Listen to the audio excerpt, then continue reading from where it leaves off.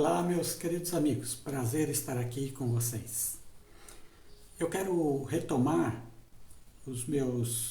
minhas meditações no Evangelho de Lucas e nós vamos ver o sermão escatológico de Jesus. O que é sermão? É uma palestra que Jesus deu em determinado momento.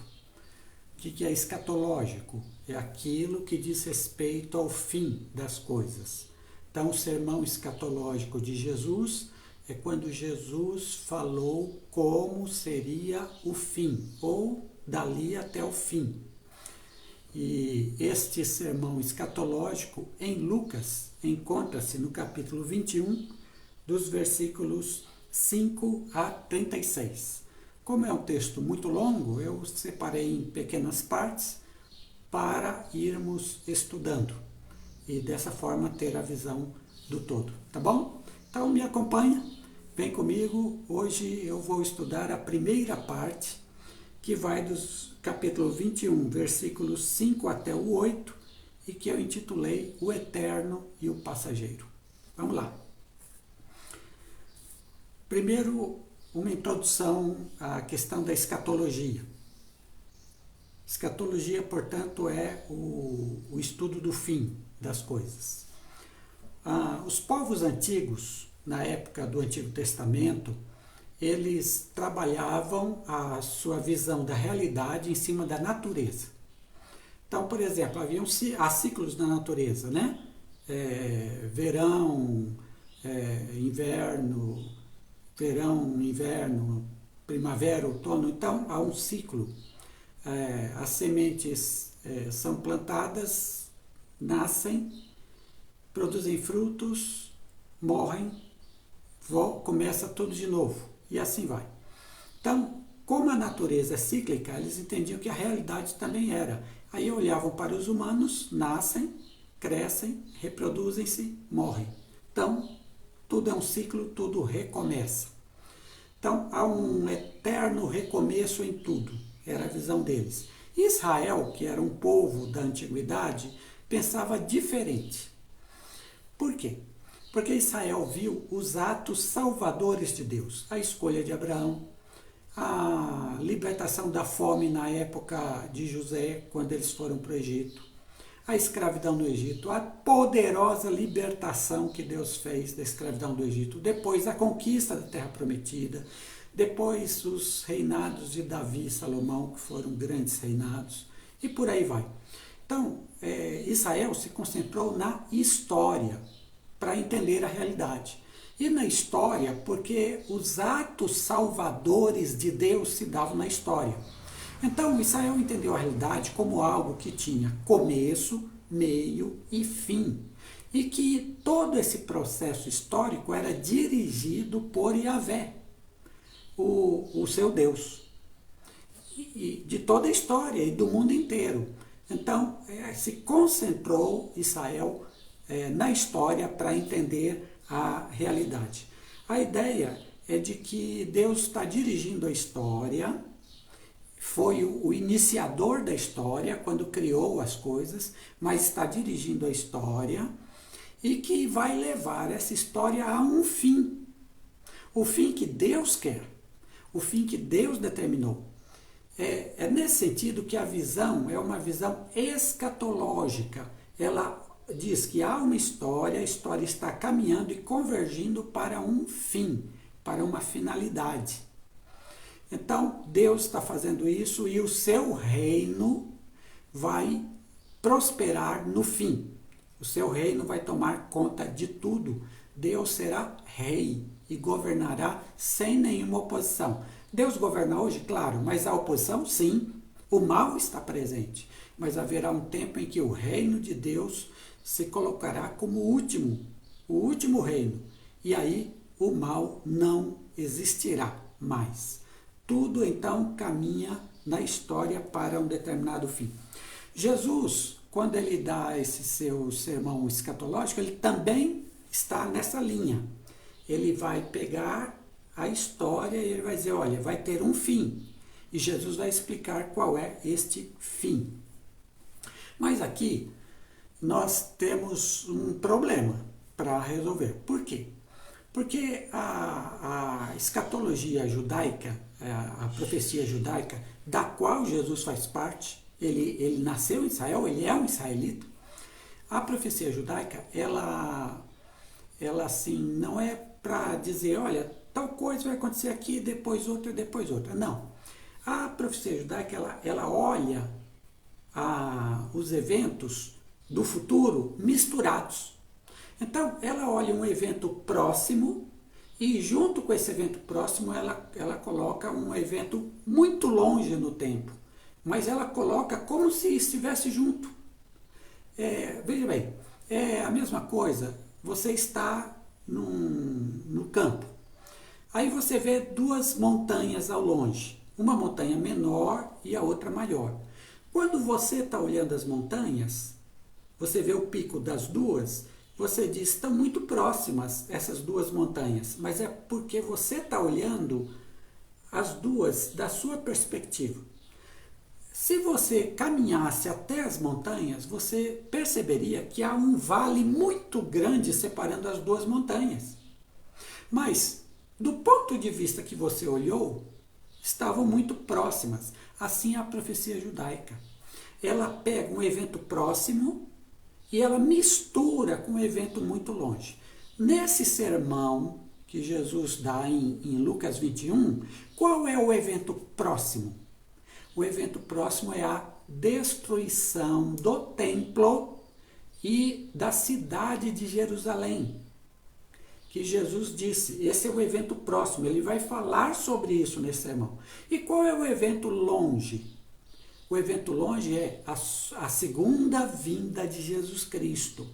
Esse é o evento longe. Só que no sermão, Jesus mistura os dois eventos. E a gente vai ter que separar no texto o que é de um e o que é de outro. Mas ele mistura. Agora a questão é, por que ele mistura? Por que ele faz assim? Claro, ele faz assim porque é próprio da profecia judaica, tudo bem. Mas por quê? Qual o motivo de juntar estes dois eventos? A destruição do templo e a sua segunda vinda. Porque eles guardam semelhanças. Os eventos guardam semelhanças. Assim como o templo foi destruído e Jerusalém também, assim também quando ele voltar, as coisas, o mal será destruído. As coisas como estão serão destruídas e serão feitas novas. Então, há uma semelhança, outra semelhança. Assim como vai acontecer com as pessoas em Jerusalém, quando chegar perto da destruição de Jerusalém e do templo, assim também, quando estiver perto a vinda de Jesus, as pessoas se comportarão da mesma forma. Então, essas semelhanças é que levam Jesus a juntar a destruição do templo com a sua segunda vinda e vai embaralhar. Muito bem, vamos ao nosso texto, então. Versículo 5. Alguns homens falavam sobre o templo, como estava ornamentado com pedras bonitas e doações. E ele lhes disse, primeira coisa, eles estão em Jerusalém, é a última semana de vida de Jesus, e os discípulos, as pessoas que estão com Jesus, ele sempre muito cercado de gente, olha o templo e diz para Jesus, que coisa maravilhosa, que templo fantástico. Esse templo era o templo construído pelo rei Herodes. Esse templo era muito grande, muito bonito. Este é o terceiro templo, na verdade. O primeiro templo foi construído por Salomão e destruído na invasão babilônica. O segundo templo foi construído na época de Ageu e Zacarias. O governador era Zorobabel. E esse templo, ele sofreu avarias, mas ele acabou permanecendo e foi a base para a construção, agora sim, do terceiro templo, que foi o templo que o rei Herodes construiu. Eu quero ler alguma coisa sobre este templo. O templo do rei Herodes era uma construção magnífica, soberba, imponente. Seu tamanho total era equivalente a 25 campos de futebol. 25 campos de futebol. A altura total da torre do templo equivalia a um prédio de 10 andares hoje. Veja, o templo tinha uma torre, a altura 10 andares.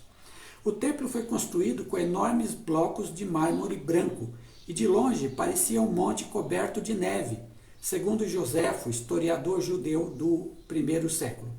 Muitas de suas paredes eram revestidas de ouro e brilhavam ao sol. Haviam também ornamentos muito caros em toda a extensão daquele santuário. O templo era tão grande e majestoso que parecia ser eterno. O templo era fantástico, era lindo demais, era o orgulho de Israel. Era aquele templo. E ele era tão grande, tão sólido, gente, que parecia eterno. Ia durar para sempre. E é isso que eles mostraram. E, veja bem, na fé de Israel, sua fé, grande parte de sua fé estava depositada naquele templo. Aquele templo, para eles, era a casa de Deus, a casa de Yahvé. Então, aquele templo era um lugar especial. Muito bem. Eles colocam sua força naquele templo. Veja bem, coisas que os homens constroem, às vezes, parecem eternos. Parece que vão durar para sempre. Mas nem sempre é assim. Geralmente não é assim. O que o homem constrói acaba sendo passageiro. O homem construiu grandes impérios, o Império Persa, o Império Romano, o Império Grego, grandes impérios, parecia que ia durar para sempre. E hoje, o que são? Apenas história. Há coisas que o homem faz, parece, isso nunca vai acabar. E acaba. E acaba. Porque é próprio do homem construir coisas passageiras. Agora, quando eles disseram e olharam o templo, que eles queriam dizer, Deus, Jesus vai continuar para sempre esse templo aí. Aí olha o que Jesus fala, e aí Jesus começa seu sermão escatológico. Verso 6. Ele lhes disse: chegarão dias em que, disso que vedes aqui, não ficará pedra sobre pedra que não seja derrubada. Jesus diz uma palavra que não é uma ducha de água fria, é uma ducha de água gelada. Vai chegar o tempo em que do que vocês veem, dessa construção soberba, imponente, não ficará pedra sobre pedra. Jesus anuncia, aí já é escatológico, a destruição do templo. Nós estamos no ano 30, 40 anos depois, exatamente no ano 70, o templo de Jerusalém e a cidade de Jerusalém são destruídos pelo general Tito, comandando as tropas romanas. E o templo é destruído e posto abaixo. O que Jesus falou se configura certinho. Gente, 40 anos depois que Jesus falou. Mas quando Jesus diz: haverá dias em que não ficará pedra sobre pedra que não seja derrubada, Jesus está dizendo uma coisa importante para eles. Jesus está dizendo assim: vocês acham que esse templo é eterno? Que porque ele é muito grande, muito bonito, muito imponente, muito caro, vocês acham que ele vai continuar para sempre? Não, não vai continuar para sempre. Vai cair e não vai sobrar nada. E será reduzido a pó. Jesus está alertando a cada um de nós a não confiarmos na eternidade do que os homens constroem. Não confie nessa eternidade. É algo que não vai dar certo, é algo que não vai para frente. Outra coisa, eles colocavam muita fé no templo, porque era a casa de Deus, o local da adoração a Deus, muita fé no templo. Jesus, ao dizer que não ficará pedra sobre pedra, Jesus está dizendo o seguinte: essa casa, como casa, não tem a menor importância. A menor importância. Vai virar pó. Não tem importância. E isso em nada afeta a relação das pessoas com Deus. Nada. Não são coisas que nos ligam a Deus. Qual é o verdadeiro templo de Deus? O verdadeiro templo é Jesus. Ele disse: derrubarei esse templo, em 3 dias o reedificarei. Aí o texto bíblico diz: ele estava falando do seu corpo. que iria ficar sepultado por 3 dias, mas que depois ia ressuscitar. Sabe qual é o verdadeiro templo de Deus? É Jesus Cristo. Não é o templo de Jerusalém, não é o templo onde você se reúne com sua igreja. O verdadeiro templo de Deus é nosso Senhor Jesus Cristo. É isso que ele está dizendo. E aí ele prossegue, verso de número 7. Então lhe perguntaram, mestre, quando acontecerão essas coisas? E que sinal haverá quando estiverem para se cumprir? Então, quando acontecerão essas coisas? Que sinal haverá? Então, dessa forma, Jesus vai falar acerca do fim do templo, mas vai falar também da sua segunda vinda. Agora, antes de falar do fim, quando acontecerão, Jesus também vai falar do tempo atual, do tempo até chegar lá. E é aqui que Jesus começa, no versículo de número 8. Ele respondeu, cuidado, não vos deixeis enganar, porque muitos virão em meu nome, dizendo, sou eu, e chegou o tempo, não os sigais. Jesus começa, antes de dizer o fim das coisas, Jesus começa a falar acerca do presente, do agora. Desse tempo agora até que chegue o fim. Tem um tempo, e esse tempo é muito importante. Aliás, esse é o tempo mais importante, porque é o tempo onde vivemos. Aí Jesus diz assim, tomem cuidado. Quando Jesus diz tomem cuidado, ele quer dizer que os seus discípulos, aqueles que o seguem, devem ter a percepção do que é que está acontecendo ao seu redor. Devem perceber o que está acontecendo na história hoje, na história do seu país, na história do mundo e na história da comunidade da qual você faz parte. Preste atenção dos grupos dos quais você faz parte, sendo que a igreja é um dos grupos, talvez, eu espero, um dos mais importantes na sua vida. Preste atenção no que está acontecendo. E no que é que Jesus quer que nós prestemos atenção? Ele diz, muitos virão em meu nome, dizendo, sou eu. Aqui é uma diferença do texto grego para o português, que o português não tem condições de captar. Então, no texto em português, muitos virão em meu nome. No texto grego está assim, muitos virão sobre meu nome. Ou seja, muitos vão se apossar sobre, tomar conta. Muitos virão e vão tomar conta do meu nome. E diz Jesus, quando isso acontecer, eles vão dizer, eu sou Jesus para vocês.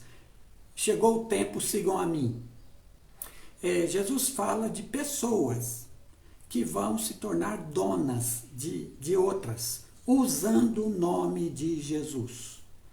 E aqui, Jesus diz, não sigais, tomem cuidado, não se deixem enganar. Cuidado com pessoas, líderes religiosos principalmente, que se apresentam, eu sou como Jesus para vocês. Eu é que vou curar vocês, eu é que vou dar prosperidade a vocês, eu é que vou orientar vocês. Vocês vão me seguir como se seguissem o próprio Jesus. E vão se tornar donas das vidas das pessoas. Eu é que dou cobertura espiritual para vocês. Jesus diz, não os sigais. Não siga nunca nenhum líder que diga para você, eu posso, eu sou dono da sua vida, eu é que te dou cobertura espiritual, tudo que você decidir, pergunte para mim. Não siga tal pessoa. Ninguém é Cristo para nós, só Jesus é o nosso Senhor. Então, não os sigais.